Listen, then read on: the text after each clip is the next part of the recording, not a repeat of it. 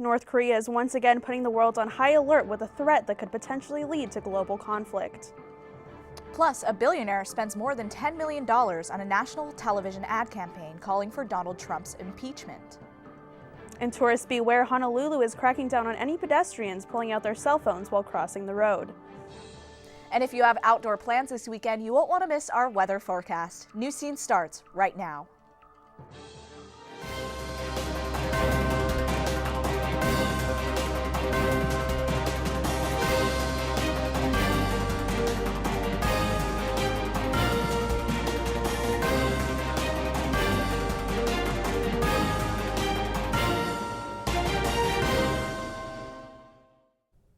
Welcome to this week's episode of Newscene. I'm Marissa Gonzalez. And I'm Shaylin Martos. Television ads were put out to promote impeachment of President Donald Trump. Nora Mitchell has the story in our lead report. Cries to impeach President Donald Trump got louder this week when retired hedge fund owner and philanthropist Tom Steyer began appearing in self-funded political television ads. They outline the president's alleged transgressions, urging voters to sign an online petition to begin impeachment proceedings. Is a super PAC-style political message airing nationwide in prime time on both broadcast and cable TV. This type of ad is considered unusual outside of an election cycle. The campaign is being seen, depending on who you talk to, as either gutsy troop rallying or desperate rhetoric. It certainly has proven controversial. In the ad, Steyer is billed simply as an American citizen. He is also a billionaire progressive Democrat, said to be spending more than $10 million of his own money on the messages. City College student and political activist Abby Bateman likes the message. Steyer doing this is important because he's able to project his voice louder. He has the funds to be able to do that, where a lot of Americans don't. Steyer is rumored to be considering a run for California Senate or governor in 2018. In the ad, Steyer calls Trump a clear and present danger who is mentally unstable. There has been talk of impeaching President Trump since the day he was elected. Some GOP senators this week outwardly expressed for the first time a specific lack of confidence in Trump's mental state and his ability to discharge his presidential duties. His commitment to and even understanding of the United States Constitution has also been brought into question. As far as the ad campaign and the petition's ability to impact impeachment proceedings, City College political science professor Nicholas Boucher is skeptical. I do not think so, yeah. Because I think that who it's going to resonate with already kind of believes there's enough material evidence for it. So it's largely, I think, kind of preaching to the choir.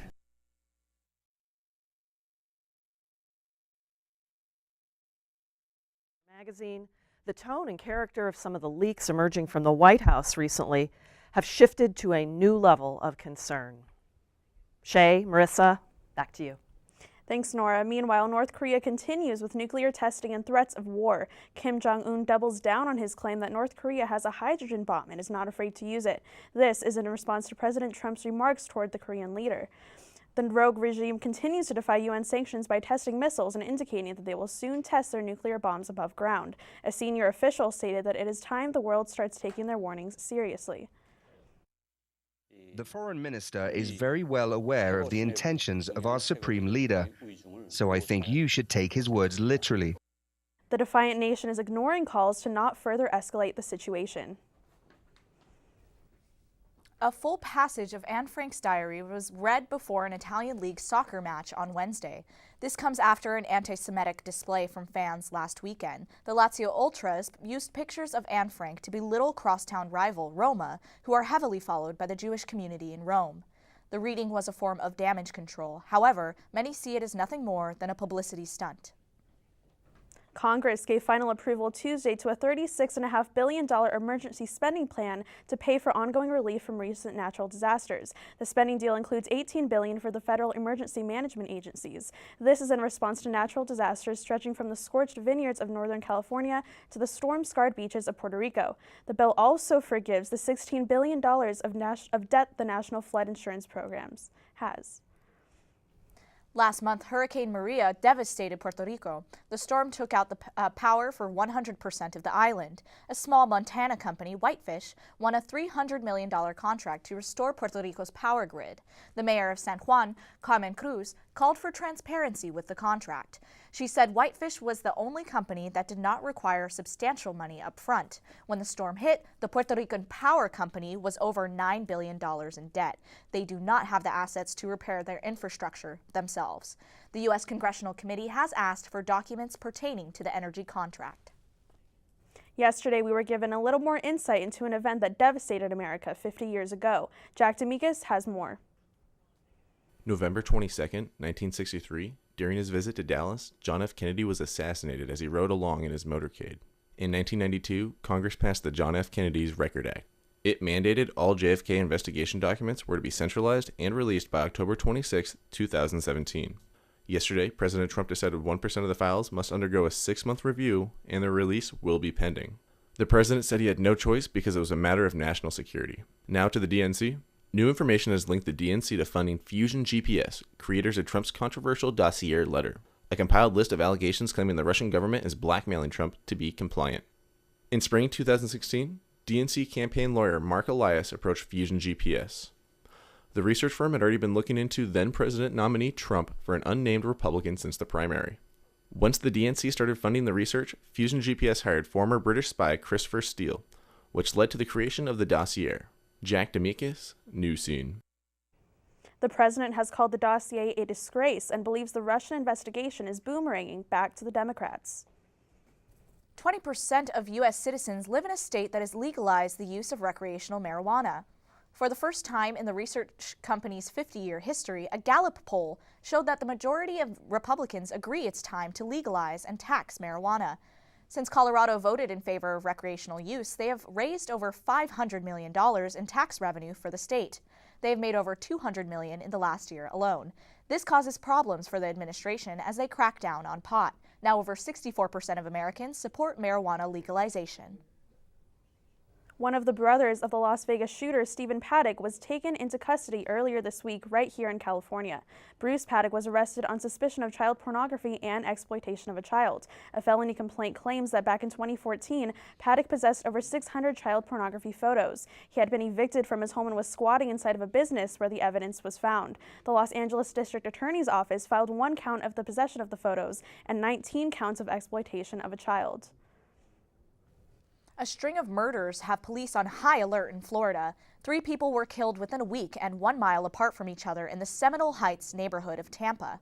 Police are hoping this surveillance video can help them catch the killer, who is still at large. Both the mayor and the chief of police have assured residents the killer will be caught. A $35,000 reward has been offered for any information leading to an arrest. Despite the timeline and proximity of the murders, authorities are being careful not to jump to conclusions. Purposely avoided that tag because I don't want people to stereotype. I don't want people to narrow their search. We don't have enough information for those type of labels. The video shows a person of interest and not a suspect. A West Virginia warehouse has been burning for 6 days, and the effects could be even worse than we know. The facility in Parkersburg was being used to store various plastics and other items not yet identified. Local officials have yet to pinpoint what chemicals are filling the air, and residents are starting to worry for their health. While the EPA has been mostly silent on the incident, they have been monitoring the air quality surrounding the town. We have a diverse community here on City Campus that is represented by many organizations. We'll tell you what they're up to after the break. And the Lady Knights volleyball team is going on a phenomenal run of winning games. We'll have more in sports. Did you know kids who play outdoors have healthier lungs? Totally. I did. Did you know that boys that play with dolls make better husbands? My son has lots of dolls. But did you know terry cloth diapers breathe better? I did. It's totally true. Oh, yeah. Did you know that strollers have the right of way on the sidewalk? Yes. Yep, I did. Did you guys Did you know that kids who eat breakfast have higher GPAs? Yeah, I know. Yeah. That's actually what I was going to say. Did you know babies should never touch silver? It's really bad for them. I knew that. Did you guys know that statistically friendly kids have more friends? Mm-hmm. Yeah. That's obvious. Did you know most people think they're using the right car seat for their kid, but they're not?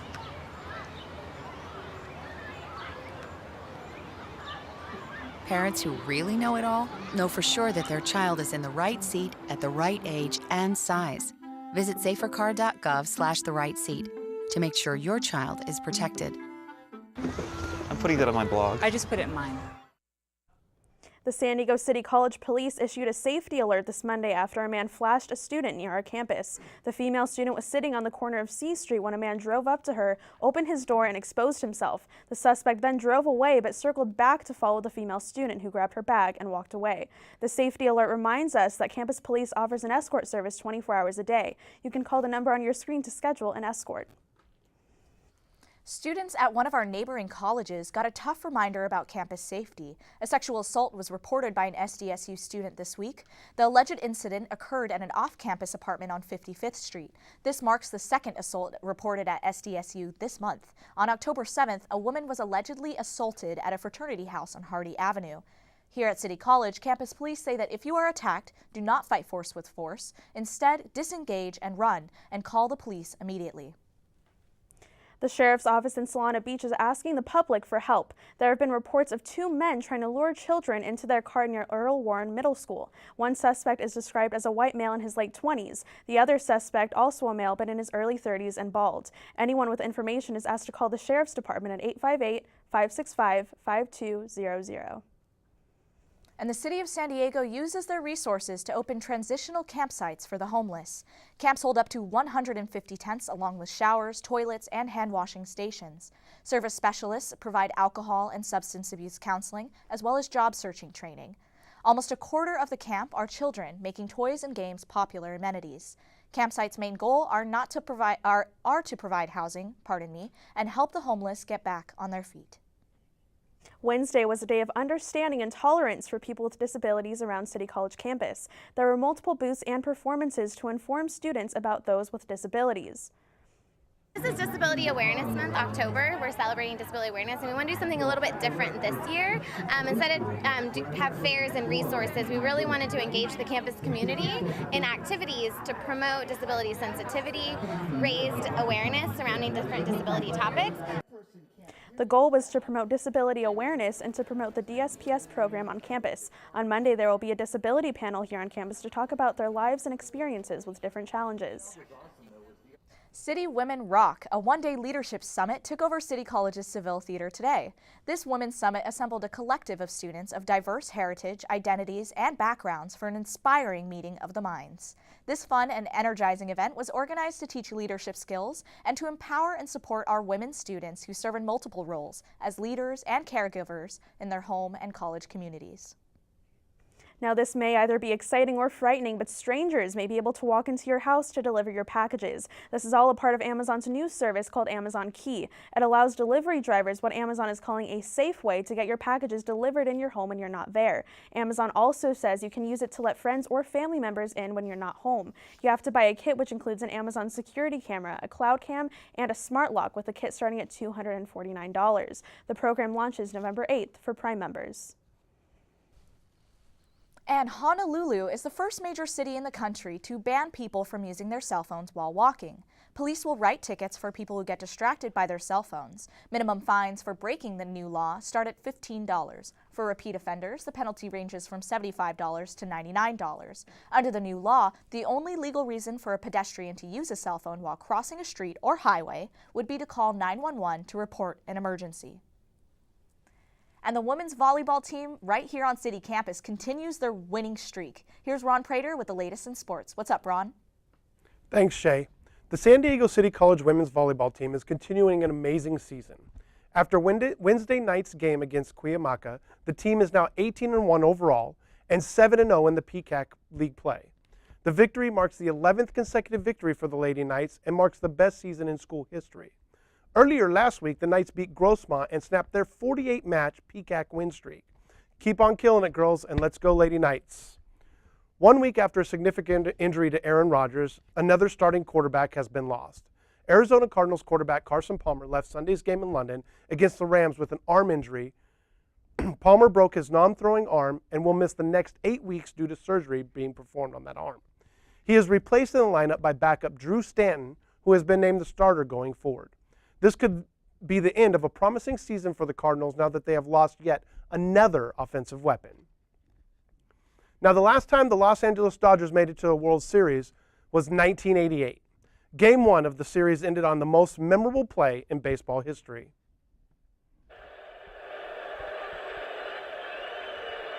Sachs waiting on deck, but the game right now is at the plate. High fly ball into right field. She is gone! Now we are ready for another magical moment, and we didn't have to wait long. Wednesday night's game not only broke a World Series record with 8 home runs, 5 of those came in the final innings of the game, with 4 occurring in extra innings. The series is now tied 1 game apiece and headed back to Houston. That's all I have for sports. Back to you, Shay and Marissa at the desk. Thanks, Ron. Now, after the break, college education may reach more first-time students. We'll tell you why. And the Super Bowl 52 performance will be a blast from the past. Find out who's hitting the stage in entertainment.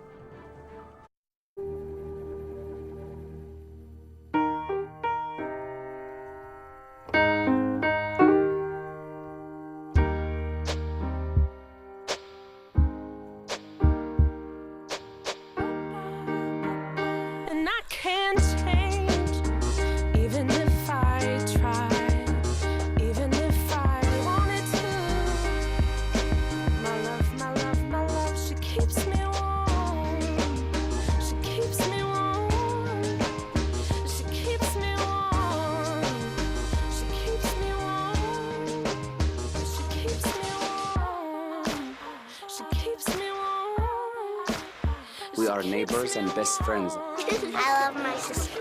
My heart doesn't see race. Love is love. Our family is no less than any other family.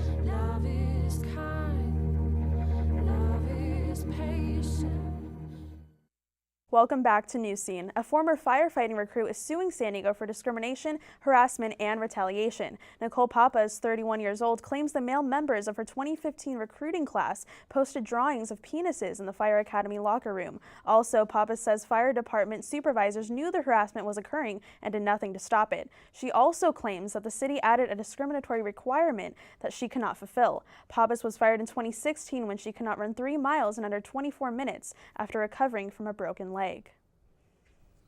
Ambulance fees for San Diego will rise 24%, and response time requirements will be softened under new policy changes. American Medical Response will provide the city monthly reports on how the changes are affecting revenue and response times. The city will also back away from a rule that divided the city into 8 zones instead of 4. A consultant hired by the city of San Diego says the policy changes are justified by significant new emergency response challenges in San Diego. The San Diego LGBTQ Community Center received its largest gift yet on Monday. It's a pledge that can result in $2 million in donations to the facility in Hillcrest. The center's CEO has stated how deeply grateful they are for those who made those extraordinarily generous offers to the center and will intend to do all they can to fully meet their goal. The funds will be able to support programs that assist families, seniors, youth, and also those living with HIV and AIDS. If you wish to make a donation, gifts can be made online at thecentersd.org/2million. Governor Jerry Brown has signed the California College Promise that may motivate students to pursue higher education. Celia Jimenez has the story. First-time students enrolling in college full-time will get 1 year of free education beginning next fall through California Assembly Bill 19, also known as the California College Promise. AB 19 is a state program that aims to make college more affordable. College Promise programs are improving academic performance, and most importantly, they are increasing college completion rates. The bill will grant 1 year of free college to all students regardless of their income, making at least 19,000 more students eligible for 1 year of college education. Analysts predict this bill will cost the state more than $30 million per year, a figure that may increase if more students decide to enroll. AB 19 seeks to boost enrollment at community colleges as well as produce skilled workers for in-demand jobs. Many students at City College weren't aware of the bill, and they had different thoughts about it. I already have a lot of free waivers here in California. I feel like it might draw in more students that aren't dedicated to finishing their degrees or even finishing a certificate. By allowing the first year to be free, it could maybe give students hope. The bill will be effective in January, but since the funding hasn't been allocated yet. We believe it's taking effect in the fall of 18. There's some talk that it may be summer of 18. So given those dates, we would probably need to know pretty quickly here, after no later than early spring. For Newscene, Celia Jimenez. Negotiations to fund AB 19 with state money will start in January. The bill is designed to complement local funding plans like the San Diego Promise program that the district offers for students who qualify. A resolution was reached for the daughter of a prolific actor who died tragically. Sean Jones has the details in entertainment. Thanks, Marissa. Meadow Walker, daughter of the late Fast and Furious star Paul Walker, recently settled her lawsuit with Porsche. Meadow filed the lawsuit with Porsche stating her father survived the impact of the crash, but it was a vehicular malfunction that led to his entrapment during a post-collision fire. Police reports state Walker was doing 93 in a 45-mile-an-hour zone. The late actor passed away in 2013. 8 Mile rapper Eminem just won a copyright infringement lawsuit against New Zealand political parties. The political parties ripped from his hit Lose Yourself for campaign ads back in 2014. Eminem's publisher at the time, 8 Mile Style, holds rights to the song. The New Zealand National Party has been ordered to pay the equivalent of just over $400,000 to Marshall's publisher. That number has my knees weak. Justin Timberlake has just been confirmed to be performing at this year's Super Bowl halftime show. The artist/actor got his start with Disney on the Mickey Mouse Club. He then went on to front the mega-popular 90s boy band NSYNC. The artist saw the most success when he decided to leave the pop boy band to pursue a solo career in hip-hop. Fans are wondering how his upcoming performance will compare to his last one of Janet Jackson back in 2004. Early rock and roll legend Fats Domino passed away Tuesday morning in Harvey, Louisiana. The rock and roll artist had more than 36 top hits through the 1950s and 60s. The artist was second in terms of record sales only to Elvis Presley during this time period. The artist was born and raised in New Orleans, Louisiana, just across the Mississippi River from Harvey, where he passed away at the tender old age of 89. That is going to wrap us up in entertainment. Back to you, Shay and Marissa. Thanks, Sean. After the break, Heather Casas has an update on this weekend's weather forecast. Stay tuned. Daisy is 6 years old, and she is my very best friend. I couldn't live alone without her. I spend a lot of time in my backyard. I feed the birds and the bees. I love my flowers.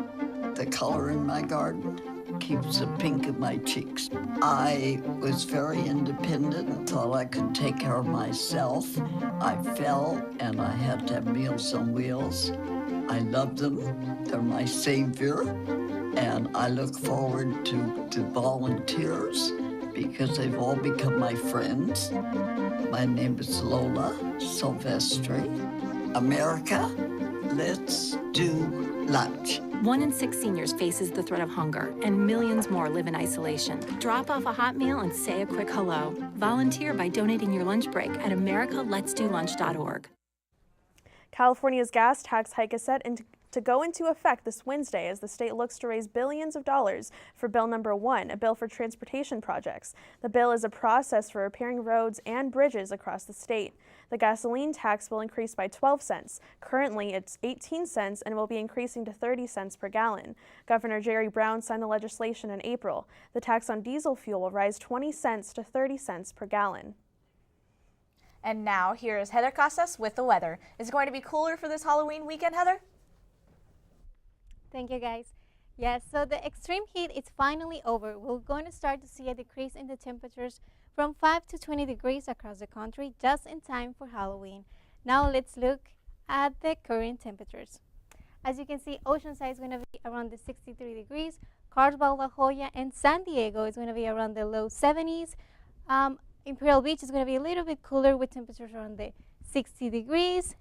All the way from Escondido, Poway, Kearny Mesa, San Diego, and Chula Vista is going to be around the 70s. Now moving our way into the mountains, Ramona and Julian is going to be a little bit cooler around the 60s. Alpine, on the other hand, is going to be a little bit warmer around the 70s, but we're going to see an increase in the temperatures in Borrego Springs with temperatures in 85 degrees and Ocotillo Wells around the 80s. Now let's look, now let's move into the weekend weather forecast. We don't have any chances of rain, but it's going to be sunny and warm throughout the weekend, but it's not as hot as the last couple days. We also are going to see a day-to-day change in the temperatures. Today is going to be the hottest day during the weekend. We're going to have the highs in the 85s and the lows in the 60s. Tomorrow, it's going to be around the 72 degrees and lows in the 60s. Sunday, we're going to start to see a decrease in the temperatures from 5 to 15 degrees. The highs will hit the 70 degrees and the lows will be in the 60s. So if you have any plans for this Halloween weekend, we are going to have a nice weather during the day, even though the temperatures will drop during the night. It's still going to be warm with temperatures in the mid-60s. That's all the time that I have for weather. Back to you guys at the desk. Thanks, Heather. With Halloweekend starting tonight, Newscene wants to make sure all you ghosts and goblins have a safe Halloween. Whether you're going downtown or attending a house party, it's always smart to have a plan in advance. Determining your nightly festivities beforehand will keep your group together and eliminate chances of someone getting lost. And just like your parents used to check your candy, always be aware of what you're drinking and never accept a drink from a stranger. The weekend weather should only drop to a low of 60 degrees, so be sure to dress for your own comfort. So now that we are talking about Halloweekend and staying safe, what are your plans this weekend? Honestly, I'd love to say that I was going out to a party and having a lot of fun, but I'm probably going to stay in and binge watch the new season of Stranger Things that just came out today. That's never something to be upset about. I think, honestly, that would be a lot of fun. Yeah. I've never even seen Stranger Things. Oh, you definitely should watch it. Yeah, I don't even necessarily know what it's about. I haven't even began to scratch the surface of that, but maybe this weekend, if I'm not at a party, I can dive into that. I'm sure it'll take up a lot of my time. Yeah, what are you going to be up to this weekend? I don't know, maybe go to a party, maybe I'll just end up watching Stranger Things. I always love to see the kids dressed up in their costumes. Yeah. I know there are a ton of contests around town. Mm-hmm. They have them at grocery stores a lot where they dress up and go over there. Those are a lot of fun, yeah. So I love just seeing all of the cute little costumes they make, and I'm excited to see all the Wonder Woman costumes that all the little girls are wearing. Yeah. I think that's so exciting. I know my sister was really excited to dress up as Wonder Woman this Halloween. She's 9, so that's what she's going to be up to. That's adorable. Yeah. Well, I think I'm still kind of debating what I'm going to be, but we'll see. I made my costume already. Well, that wraps up this week's episode of Newscene. Tune in next week for all your local, national, international news. I'm Marissa Gonzalez. Have a happy Halloween. Y feliz Dia de los Muertos. I'm Shaylin Martos. Have a good night.